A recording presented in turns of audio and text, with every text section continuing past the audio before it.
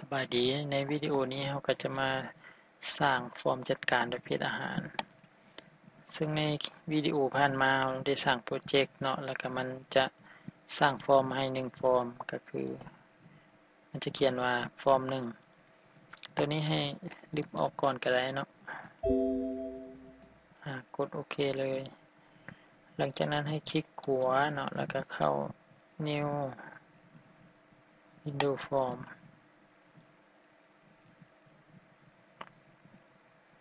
หลังจากนั้นเนาะให้ตั้งชื่อเราจะใส่ชื่อว่า FRM Category แล้วก็กด Add ก่อนอื่นเลยเนาะต้องเปลี่ยนภาษาก่อนให้กดเข้าฟอร์มแล้วก็เข้า Property บนฟอนต์เนาะให้เปลี่ยนเป็นไซส์ทาอุทีไซส์เราจะเลือกเป็น10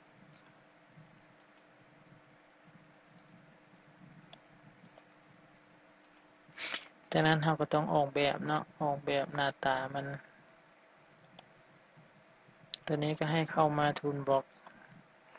แล้วก็ซอกหาคำว่ากรุ๊ปบล็อก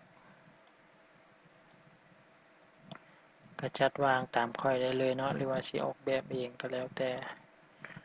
หลังจากนั้นให้เลือกเอาData Grid View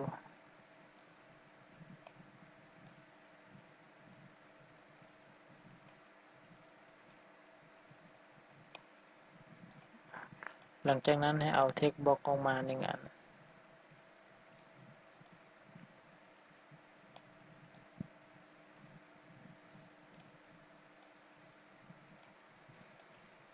หลังจากนั้นให้เอาบัตตอนเนาะออกมา3อันแต่ในที่นี้เราจะขอ Copy เนาะ Ctrl C Ctrl V Copy เลย Data Grid View ยับลงหน่อยนึงหรือว่ามันอาจจะผสมส่วนบนนี้ก็อาจจะยืดฟอร์มเติมอีก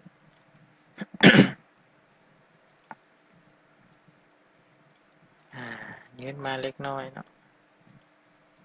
โอเคหลังจากนั้นให้เอา Label ออกมา1อัน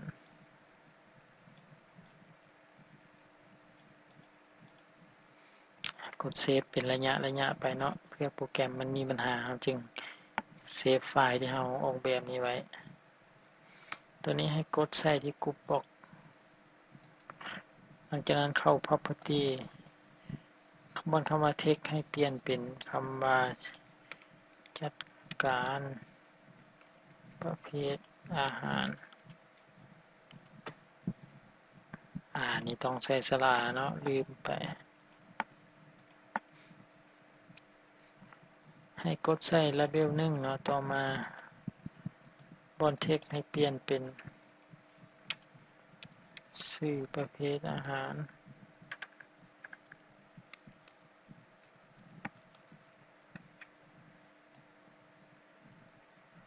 บนนี้อาจจะยาวโพสก็จะได้ยับก่อนหน่อยนึงเนาะยับมันเข้ามาก่อน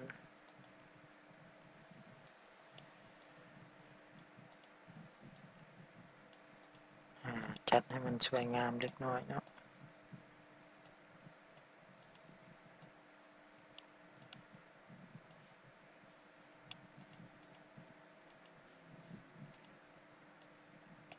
โอเคประมาณนี้ซะ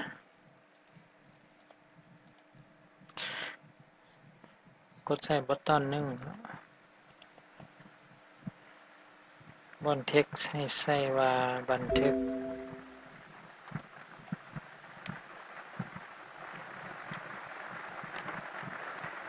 บัตตอน2ให้ใส่ว่า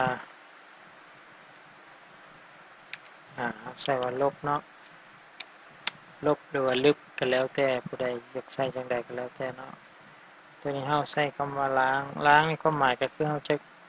เคลียร์ข้อมูลแล้วก็ให้มันรีเฟรชข้อมูลใหม่เนาะหลังจากนั้นเราจะมาตั้งชื่อเริ่มจากตั้งชื่อ text box ก่อนก็ได้กดใส่ text box เข้า property พิมพ์ใส่ว่า txt category name บัตตอนก็ใส่ว่า btn save ปุ่มต่อมาคือปุ่มลบจะใส่ว่า btn delete ต่อมาก็คือจะใส่ btn clear ส่วน data grid view จะใส่ว่า egv category โอเค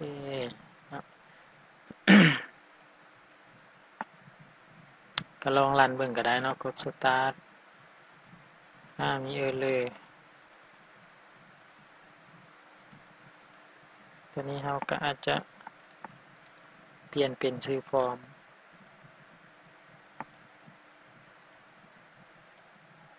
โอเคเนาะกด start ตัวนี้สำหรับเครื่องท่านใดถ้าเกิดปัญหาแบบนี้เนาะคือแก้ตามค่อยเลยถ้าเครื่องไหนบ่เกิดก็ถือว่าผ่านเนาะขั้นตอนนี้ถ้าเกิดปัญหานี้ให้กดนี้เข้า debug บนนี้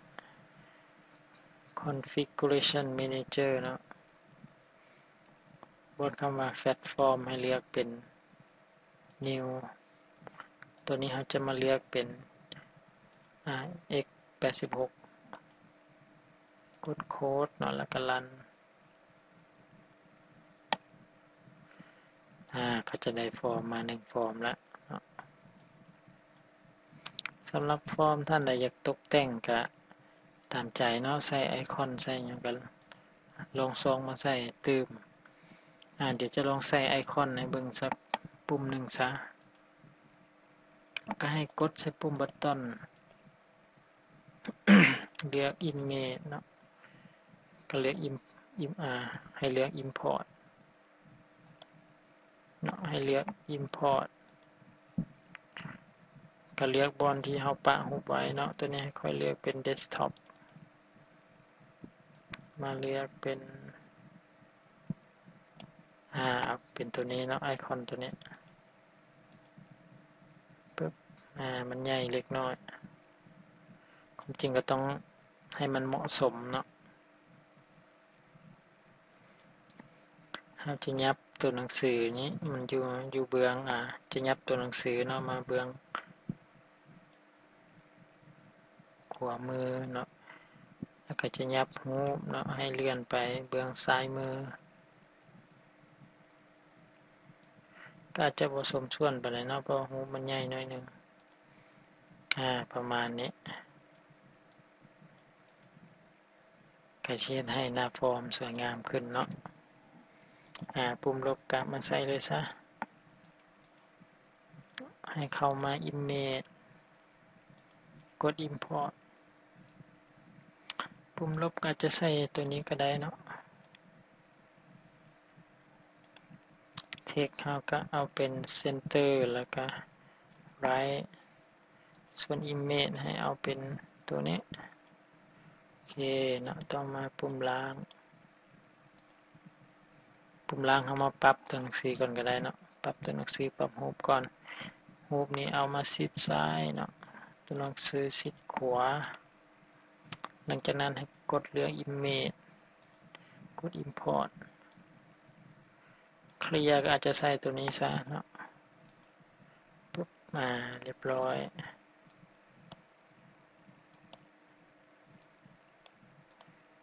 สำหรับวิดีโอนี้เนาะการออกแบบหน้าฟอร์มสำหรับเก็บประเภทอาหารก็ถือว่าเบิดเท่านี้เนาะเดี๋ยววิดีโอต่อไปเราจะมาดึงข้อมูลประเภทอาหารมาแสดงเนาะแต่ว่าเราจะมีการเชื่อมต่อฐานข้อมูลนำเลยโอเคเดี๋ยวพบกันวิดีโอต่อไป